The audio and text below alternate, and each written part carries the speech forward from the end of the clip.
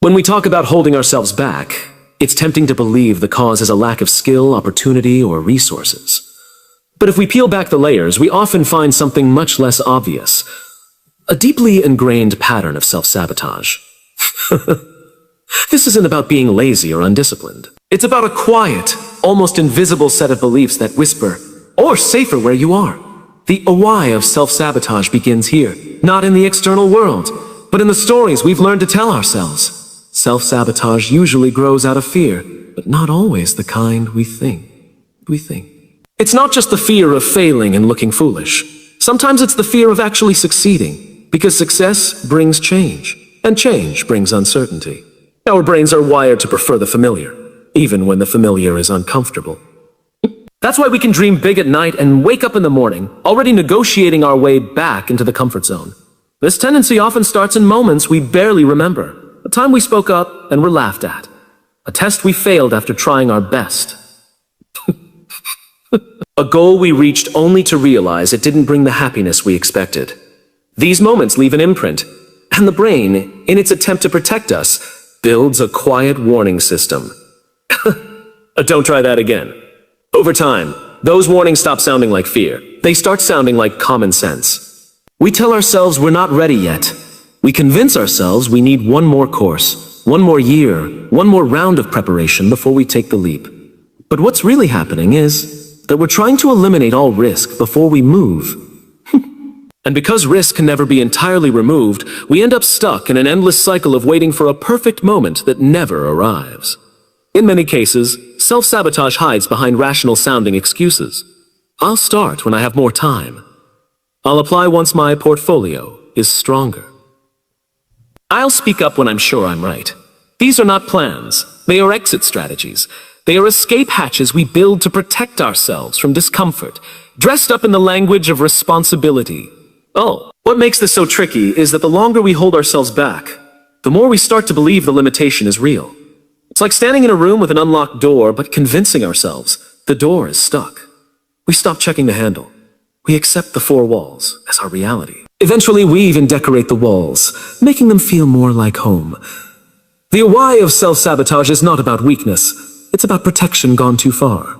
Our minds are designed to anticipate danger and keep us alive. But in the modern world, most of the danger is emotional, not physical. Yet the same survival systems kick in, treating a presentation at work as if it were a predator in the wild. And so we retreat, not realizing that the retreat is costing us the life we want. If we want to stop holding ourselves back, we first have to admit that this protective instinct is there. We have to see how it operates in real time, catching the subtle moments when we hesitate, justify, or walk away. Because until we understand the why, every attempt to push forward will feel like dragging an anchor we don't even know we're carrying. The invisible wall is not made of bricks or glass. It's made of thoughts. It's the unseen boundary between what we believe is possible for ourselves and what we've decided is out of reach. The strange thing is, most of the time, we never consciously choose to build it. It forms slowly, piece by piece, from assumptions, fears, and past experiences. One day, we try to move towards something we want, and we hit resistance. Not from the world outside, but from a barrier we didn't even realize was there. This wall is built from quiet rules we've absorbed over time. Rules like a people like me don't get jobs like that. Or if you haven't done it by now, you never will. Sometimes we inherit these rules from family, teachers, or the culture we grow up in. Other times they come from moments where we took a risk and it didn't work out. Without noticing, we start treating these personal setbacks as universal truths, and the wall grows taller. What makes the invisible wall so convincing is that it doesn't look like a wall. It looks like reality. We think we're just being practical or realistic, but in truth, we're working within boundaries we've never questioned. This is why two people with the same resources can have completely different outcomes. One sees a clear path forward, and the other sees a dead end. What is? The difference isn't in the opportunity. It's in whether the wall is there or not. The wall also has a voice. It says things like, "You're not ready. This isn't the right time, or you'll embarrass yourself." It doesn't scream, it whispers, gently enough to sound like concern. And because it often shows up in our own voice, we trust it. We treat it like wisdom when, in reality, it's just fear with a good disguise. Every time we obey the wall, every time we turn back instead of stepping forward, it grows stronger. We reinforce it by proving it right. If the wall says you can't do that, and we don't try, there's no evidence to challenge the claim. The absence of action becomes proof that the limitation was real all along. And so the wall remains, untested and unbroken. This wall is not fixed in size or shape. In some areas of life, it may be low enough to step over without thinking. In others, it can feel impossibly high. We might be bold and confident in our career, but paralyzed in our personal relationships, or vice versa. The wall adapts to our fears, meeting us exactly where we're most vulnerable. The most dangerous thing about the invisible wall is that we can live an entire lifetime without realizing it's there. We can build careers, raise families, and achieve goals, yet still operate within a fraction of our true potential. The wall doesn't stop us from living. It stops us from living fully. It convinces us that the box we're in is the size of the world. To even begin dismantling it, we first have to see it. We have to notice the moments we stop ourselves for reasons that don't quite make sense. We have to catch the thoughts that feel like truth but function like limitation.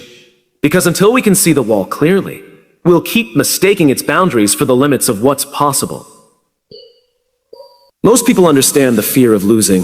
It's the worry that we'll try, fail, and be left with proof that we weren't good enough. It's the anticipation of disappointment, embarrassment, or wasted effort. This fear is easy to spot because it feels uncomfortable. We can name it when it shows up. I'm afraid I'll fail. But there's another fear, quieter and harder to admit, that can hold us back just as much: the fear of winning. The fear of winning hides behind a different set of questions. What if I succeed and then people expect more from me? What if I can't sustain it? What if achieving my goal changes how others see me, or how I see myself? Winning can feel like a door opening into the unknown. And while that sounds exciting, it also means stepping into a place where nothing is familiar. For a brain wired to value safety, that can be just as threatening as the possibility of failure. When we're afraid of losing, we often avoid taking the first step. When we're afraid of winning, we might take the first step but slow down, or even stop, just before the finish line.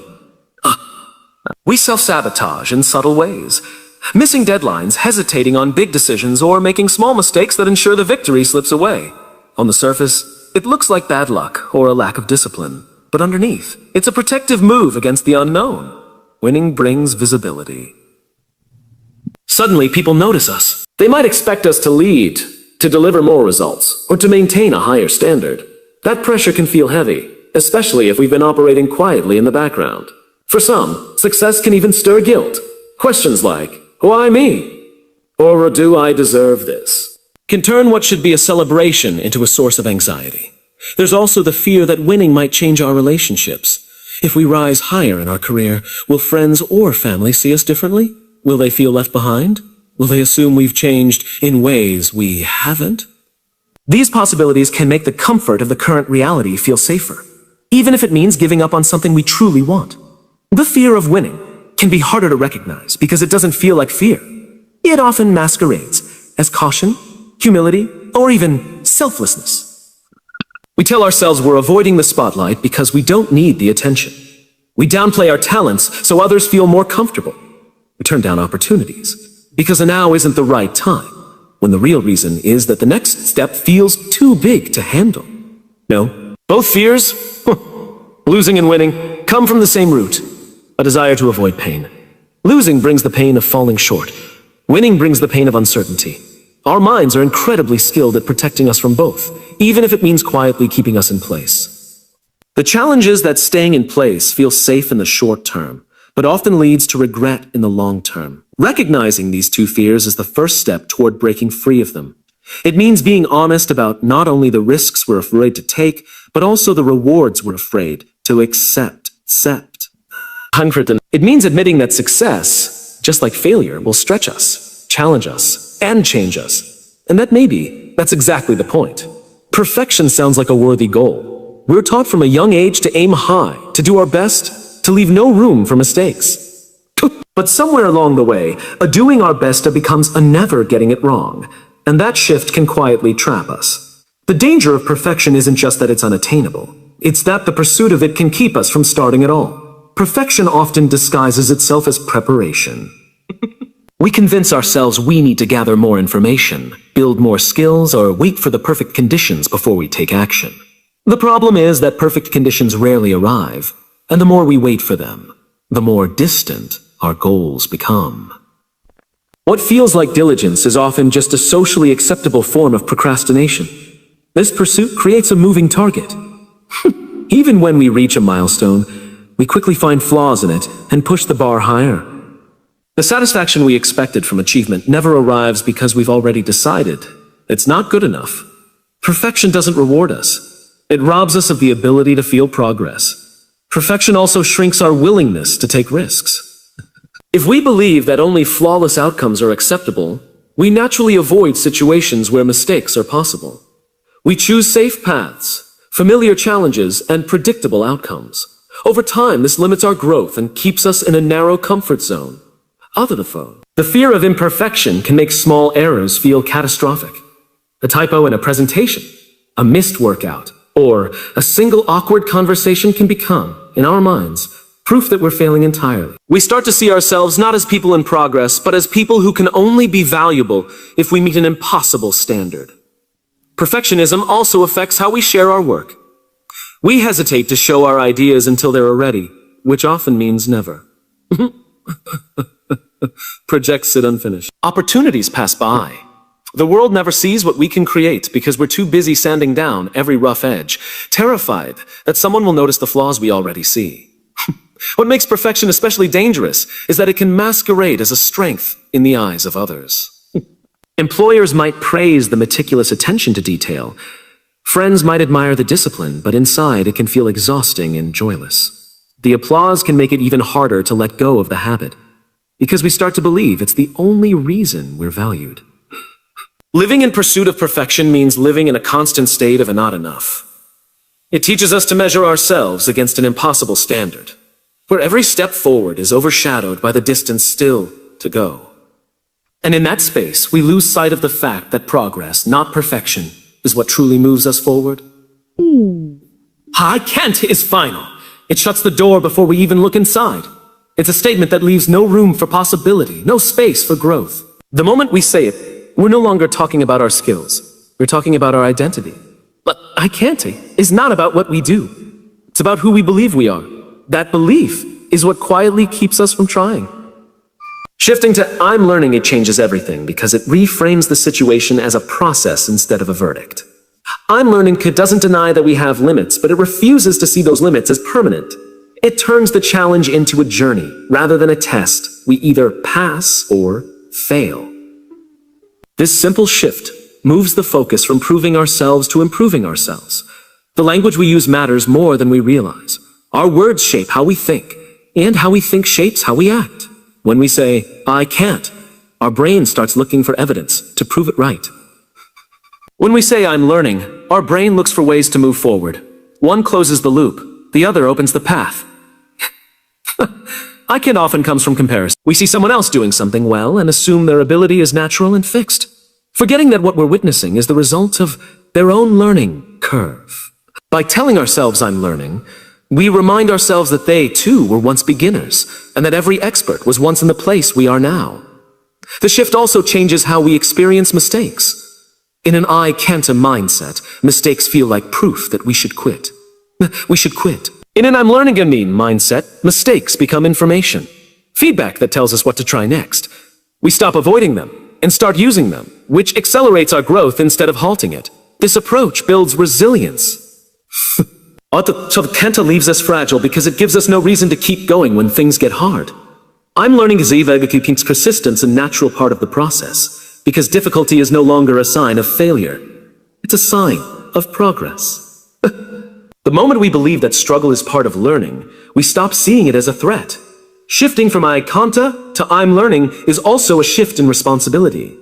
I can't hands power over to circumstances, talent, or luck.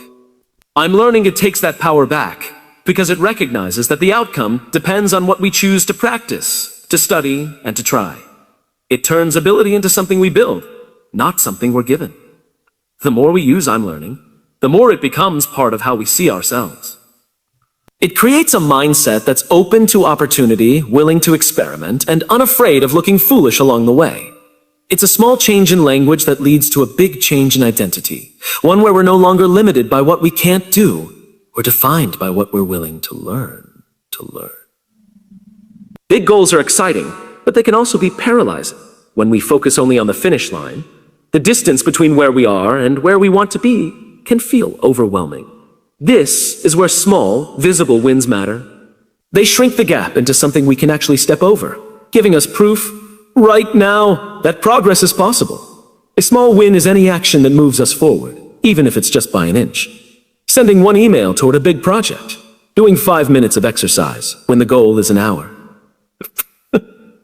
Making one healthy meal instead of overhauling the whole diet. These small steps are not the full transformation, but they're undeniable evidence that we've started, and starting changes everything.